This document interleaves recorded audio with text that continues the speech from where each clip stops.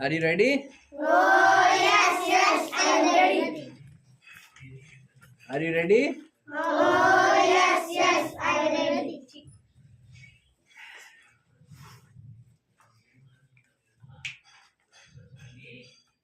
ప్రార్థన చేసుకుందాం. అందరు కలిమేయండి. స్తోత్రం ప్రభువా, మమ్మల్ని మిక్కిలిగా ప్రేమిస్తున్న మా యేసయ్య, నీ నామానికి వందనాలు. ఈ సమయంలో సండే స్కూల్లో మేము నేర్చుకున్న ప్రతిదీ మా జీవితంలో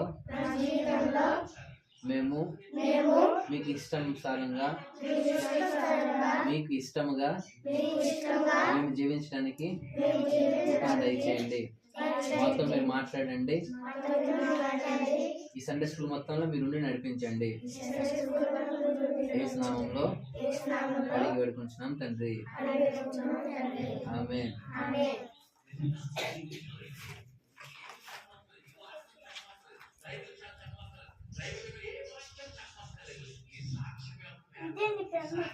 ఎంతమందికి యాకోబు సంతానం గురించి తెలుసు? యాకోబుకి ఎంతమంది పిల్లలు తెలుసా? యాకోబు ఎవరు తెలుసా? యాకోబు ఎవరు తెలుసా? ఎవరు ఎవరు ఎవరు యాకోబు ఎవరు?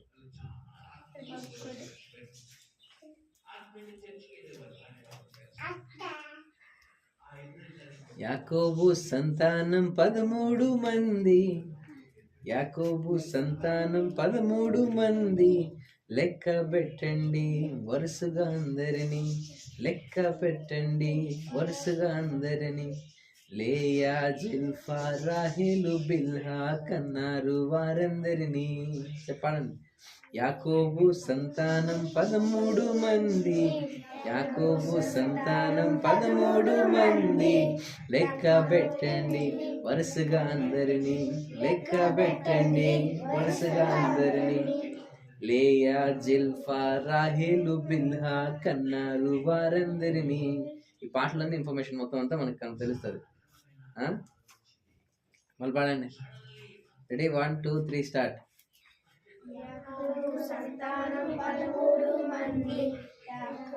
సంతానం 13 మంది.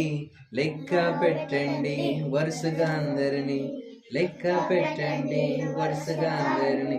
లేయా, జిల్ఫా, రాహేలు, బిల్హా కన్నారు వారందరినీ. లేయా, జిల్ఫా, రాహేలు, బిల్హా. లేయా, రాహేలు అక్క చెల్లెలు అనమాట. రాహేలు, బిల్హా అనేవారు వాళ్ళకి దాసిలు అనమాట. ఈ నలుగురు యాకోబు సంతానం, అంటే యాకోబు పుట్టిన పిల్లలందరినీ కన్నారు అనమాట. ఎవరు? నలుగురు. ఎవరు? పేరేంటి? లేయా, జిల్ఫా, రాహేలు, బిల్హా. ఎవరి భార్యలు? యాకోబు భార్యలు. సో ఎంతమంది పిల్లలంట? 13 మంది పిల్లలు. సరేనా? 13 మంది పిల్లలు పేర్లు ఏంటి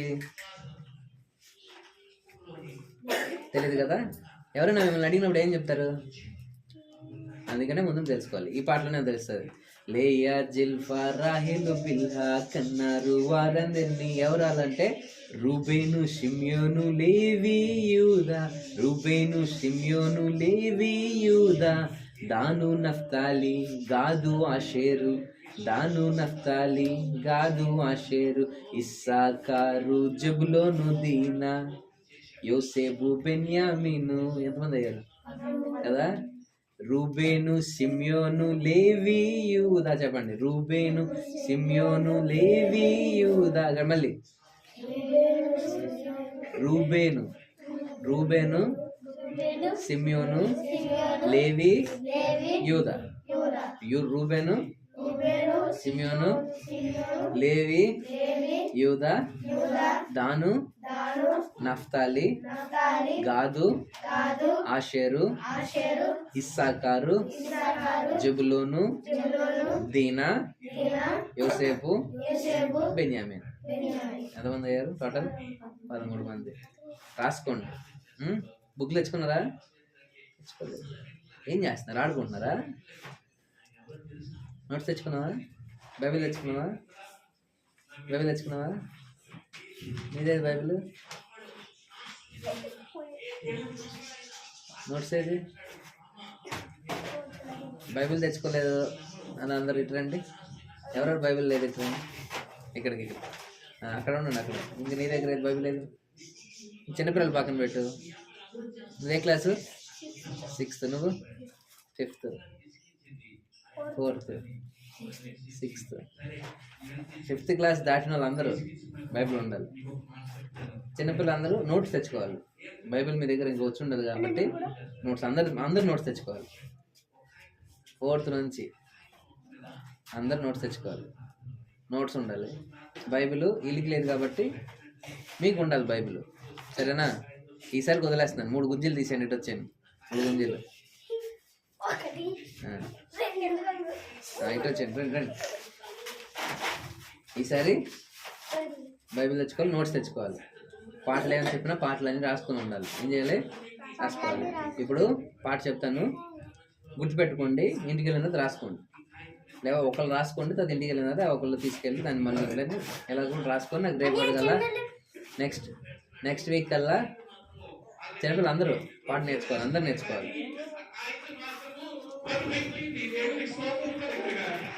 అందరూ కూడా పాట నేర్చుకోవాలి. సరేనా? రూబేను షిమ్యోను లేవి యూదా, రూబేను షిమ్యోను లేవి యూదా, దాను నఫ్తాలి గాదు ఆషేరు, దాను నఫ్తాలి గాదు ఆషేరు, ఇస్సాకారు జెబులూను దీనా యోసేపు బెన్యామీను. చెప్పండి.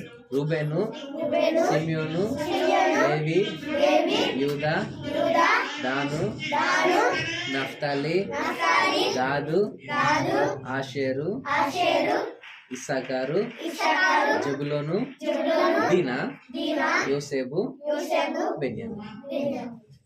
గుర్తుపెట్టుకోవాలి. వీళ్ళంతా ఎవరు? యాకోబు యొక్క పిల్లలు. వాళ్ళు ఇశ్రాయేలీలు అంటారు. మనకి ఇశ్రాయేలీలు అని చెప్పాను కదా. ఇశ్రాయేలీలు అందరూ ఎక్కడి నుంచి వచ్చారు అంటే యాకోబు సంతానం నుంచి వచ్చారు. ఈ 13 మంది ఉన్నారు కదా. ఈ 13 మందిలోనే ఒక అమ్మాయిని పక్కన తీసేస్తే ఆ 12 మంది ఎంతమంది వచ్చారో వాళ్ళు గోత్రాలు. వాళ్ళ దగ్గర నుంచి పిల్లలందరూ వచ్చారు. ఇశ్రాయేల్ ప్రజలందరూ వచ్చారు. ఇశ్రాయేల్ ప్రజలందరూ వాళ్ళకి పుట్టిన వాళ్ళే. ఇశ్రాయేల్ ప్రజలందరూ వీళ్ళందరినీ ఇశ్రాయేలీలు అంటారు. ఎవరిని? యాకోబు సంతానాన్ని. యాకోబుని ఏమని పిలిచేవారు తెలుసా? ఇశ్రాయేలు అని పిలిచేవారు. యాకోబుని ఇశ్రాయేలు. యాకోబు పుట్టిన వాళ్ళందరినీ ఇశ్రాయేలీలు అంటారు కదా. అర్థమైందా? కూర్చోండి. ఈరోజు మీకు ఈ ఇశ్రాయేలీల్లోని యాకోబు సంతానంలోని ఒకళ్ళ గురించి చెప్తాను అనమాట. ఎంతమంది తెలుసు? నేను చెక్ చేస్తాను. వీళ్ళందరిలోని కెమెరా పెడతాను.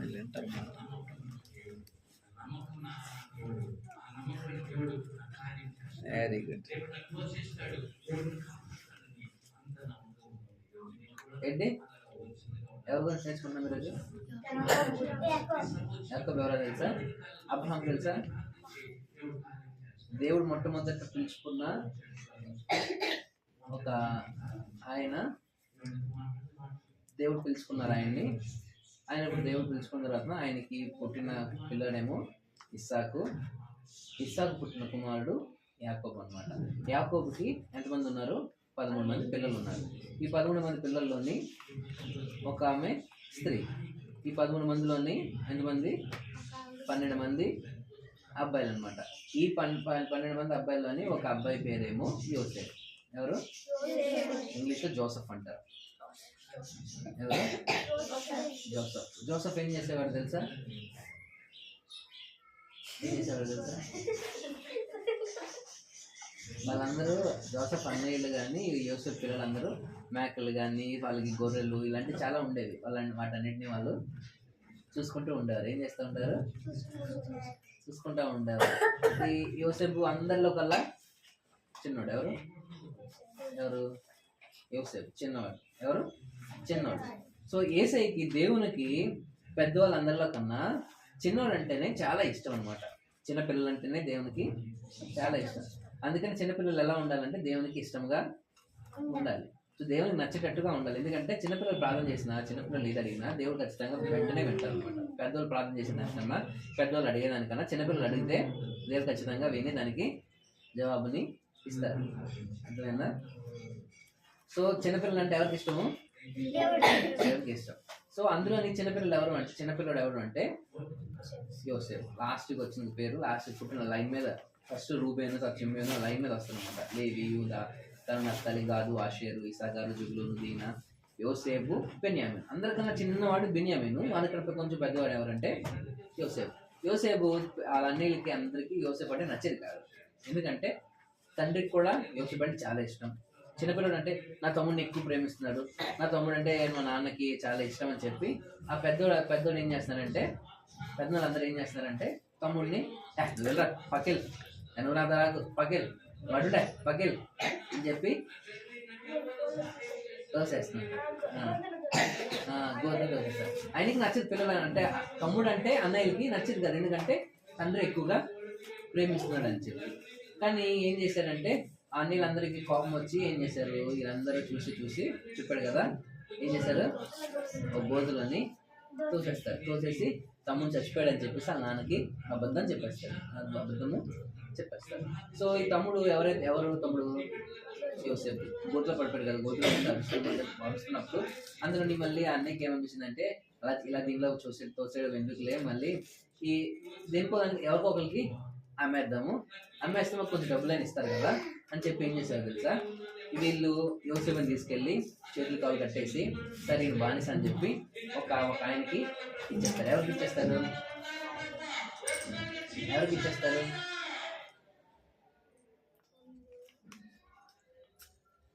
ఇచ్చేస్తారు? ఇది మీ క్వశ్చన్.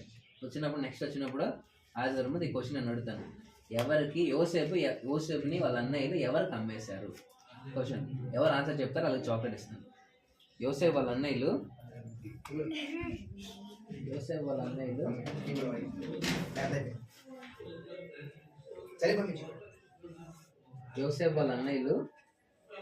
ఎవరికి అమ్మేశారో చెప్తాను, సరేనా?